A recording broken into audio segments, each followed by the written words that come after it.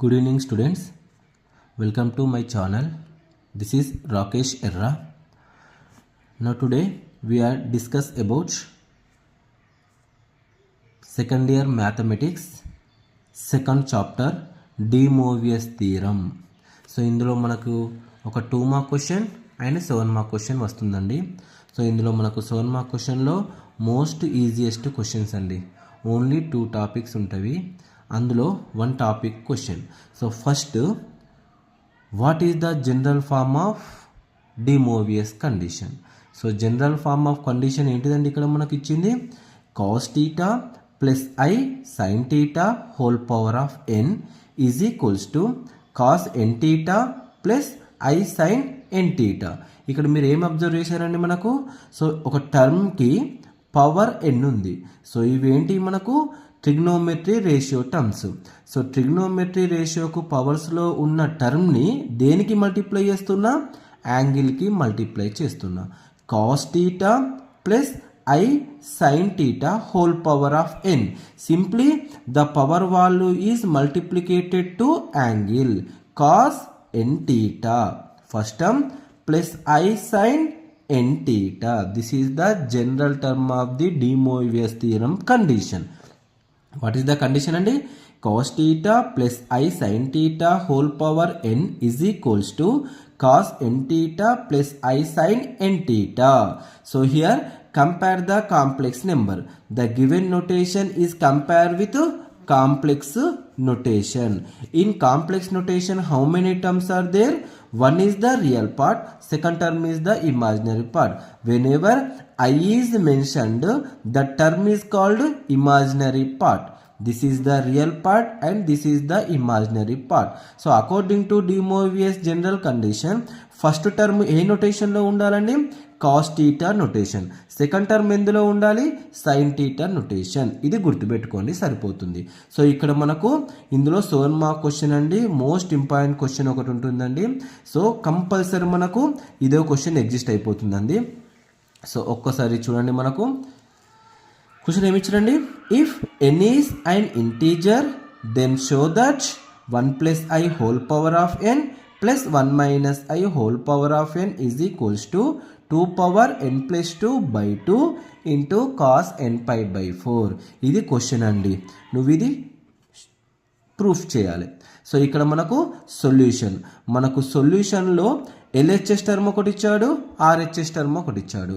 So మనకు LHS టర్మ్స్ని find out చేసి substitute చేస్తే you will get RHS term.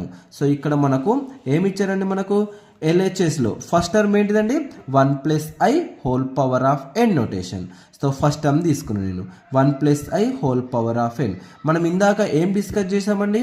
De Moivre's theorem అంటే ఏ condition exist అయిపోతుంది? మనకు cos theta plus i sine theta whole power of n notation. అంటే first term compulsory ఎందులో convert చేసుకోవాలా? మనం కాస్ థీటా. సెకండ్ టర్మ్ అనేది ఎందులోకి కన్వర్ట్ చేసుకోవాలా? Sine theta. సో ఇక్కడ ఇచ్చిన 1 and i both are convert into cos and సైన్లోకి. అది ఎలా కన్వర్ట్ అయిపోతుంది?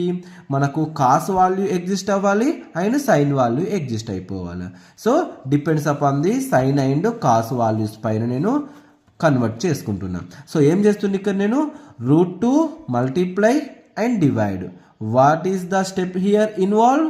You need to multiply and divide with √2. First step ఏం చేయాలా? Multiply and divide. దేన్ని? √2ని. సో మల్టిప్లై అండ్ డివైడ్ చేస్తాం. నెక్స్ట్ ఏం ఎగ్జిట్ అయిపోతుంది? ఇక్కడ పవర్ ఎన్నుని √2కి మల్టిప్లై చేస్తున్నా, నెక్స్ట్ 1 ప్లస్ ఐకి మల్టిప్లై చేస్తున్నా. సో చూడండి ఒకసారి, √2 whole power of n. Here fraction disperse. 1/√2 plus i 1/√2. I అంటే ఏంటిదంటే ఇక్కడ మనకు దాని ముందు వెనకాల 1 ఉన్నట్టు అని అర్థం. సో అందుకే I same as it is imaginary part. Here 1 is constant, consider 1/√2. Simply the fraction is dispersed. So here that is convert into formula notation. So first term ఎందులో ఉండాలని చెప్పాను నేను? Cos theta. సెకండ్ టర్మ్ ఎందులో ఉండాలి? Sine theta. So 1/√2 cos థీటాలో ఎక్కడ exist అయిపోతుందో check చేసుకోండి. Cos థీటాలో 1/√2 ఎక్కడ వస్తుందండి? మనకు π/4 45 డిగ్రీస్ దగ్గర వస్తుంది మనకు. 1/√2 ఎక్కడ వస్తుంది? cos 45 అంటే దాన్ని రేడియన్స్లో ఎలా రాయొచ్చు మనకు? π/4 నోటేషన్. సార్ మరి రేడియన్స్ ఎందుకు తీసుకున్నారంటే డౌట్. క్వశ్చన్ ఎందులో ఇచ్చాడండి మనకు?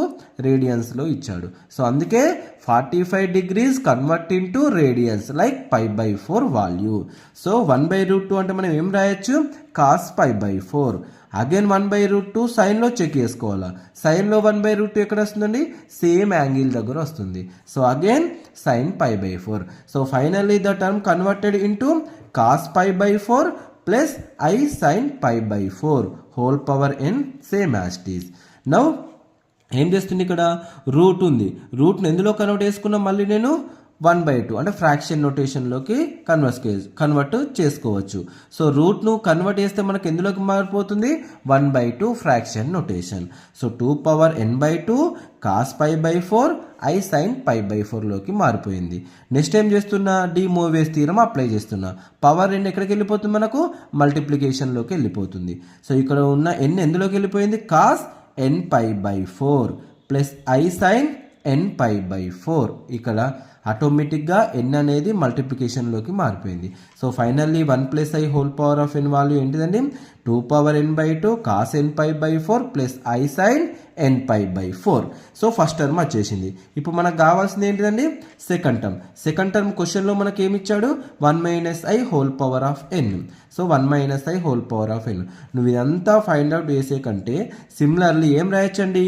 In between real part and imaginary part what is the sign existed? Plus. ఇక్కడ ఏం ఎగ్జిస్ట్ అయిపోయింది? మైనస్. సింపుల్గా ఏం రాయొచ్చు?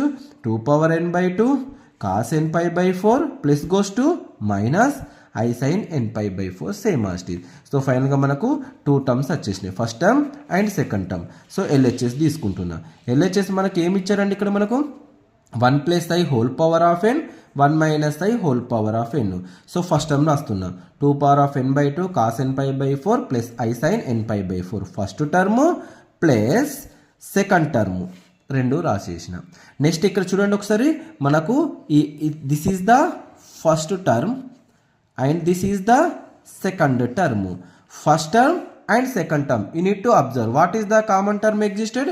2n/2 2n/2. So that is the take common. 2n/2 is take common. Remaining cos term plus remaining sin term plus remaining cos term plus into minus remaining sin term. All of you got it?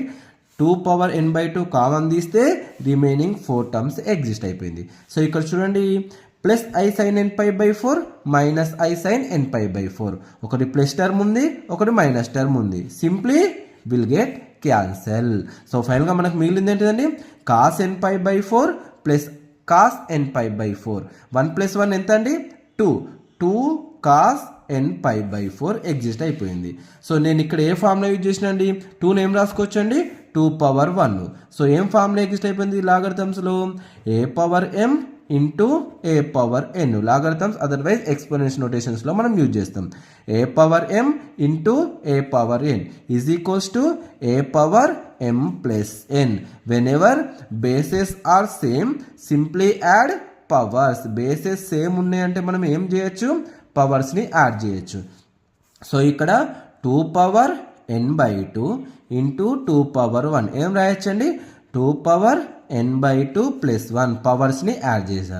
దాన్ని LCM చేస్తే మనకి ఏం exist అయిపోతుంది? n+2/2 cos nπ/4. This is the RHS term.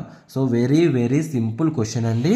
So the given question, the given term convert into cos and sin, then apply the De Moivre's condition, then add the LHS terms, you will get the RHS term. Most important and easiest question అండి. So ఇలాంటివి మనకు ఇంకొక 2 questions ఉంటాయండి. Total 3 questions అండి. 3లో this is the first question. Remaining 2 questions ఉన్నాయి.